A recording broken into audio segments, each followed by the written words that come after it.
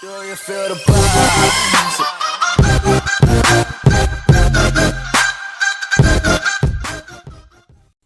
What's up, YouTube? It's Carolina Calvin.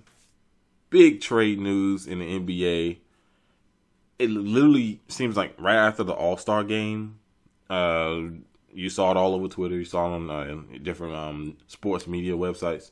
DeMarcus Cousins, and I believe it's official now, DeMarcus Cousins has been traded to the New Orleans Pelicans. Now, the details of that trade are the New Orleans Pelicans give up Buddy Hield, who's their 2016 draft pick, Tyreek Evans, and Langston Galloway, and also its first and second round pick for 2017. Sacramento gives up, of course, DeMarcus Cousins and Omer Caspi. The 2017 pick that the Pelicans sent over is top 3 protected. So, which costs pretty much backing up the truck at this point when you give up a star player. And I would say, what did they really give up? The picks? Yeah, you can say the picks. But what did they really give up in terms of personnel? So I feel as though Sacramento's really backing up trucks. They probably don't even keep most of these guys. But they wanted to get something. I think the picks is more important to them because they're essentially trying to rebuild. They didn't think Cousins was going to resign because you kind of see this as a desperation move. They didn't really think he was going to resign, although them talking about keeping him and whatever. What this does for the Pelicans, obviously you get a good score, a great scorer. Takes too many threes. I think he should really cut that down. Playing next to AD, he shouldn't really play in the post because AD can really play off him. Very athletic guy who can hit the mid range, so teams are gonna have to respect it. So I feel as though DeMarcus Cousins should play more in the paint. Don't shoot those threes. He's shooting 4 a game. Get those out of here. Those are really messing up his overall shooting percentages.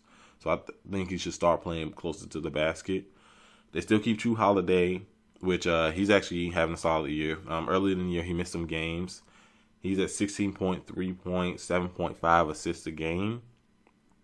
So I feel as though as long as those guys can stay healthy, I don't think points is going to be a huge issue. Obviously, you want to see how the role players are going to play, but these guys are going to be inspired playing around Cousins and Anthony Davis, who are 2 ex-Kentucky players. So they do have that connection there. They once played for Kentucky. It's team chemistry doesn't happen overnight. Obviously, it's going to take time. We're going to see how Alvin Gentry kind of deals with both 2-star players. Because we know DeMarcus Cousins is a guy who's had maturity issues, always had the talent, but he's had maturity issues. We'll have to see how he changes playing next to AD, have more of a positive outlook or whatever. Because they do have a chance at that. I need to go look at it, but they do have a chance at that 8th seed in the Western Conference. They will be playing for that. The Pelicans are currently 22-34. So we'll have to see how that turns out. Obviously, like I said, it's going to take time. But we've talked about this in the past. A lot of people have with the Pelicans, and this was after Anthony Davis getting re-signed with all that money.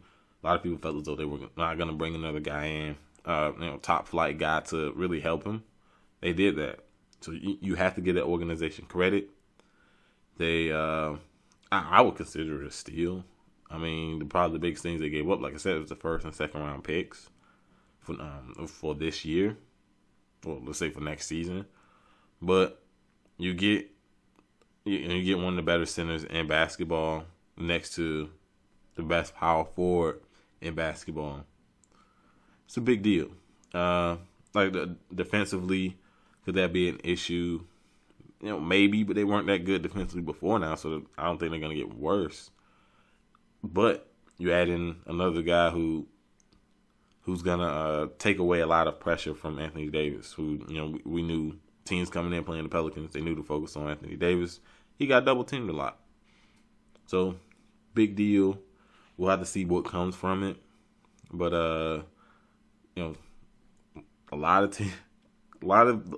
this came as a surprise to me because Sacramento said that they were gonna re-sign him. So maybe they couldn't get a deal, or maybe they was just like, we're gonna take. Of course, he's on the trade block. We're gonna take whatever the most we can from a team. And they saw the Pelicans had that top 3 protected pick.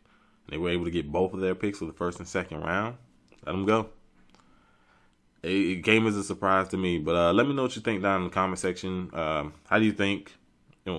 How well do you think this Pelicans team is gonna mesh?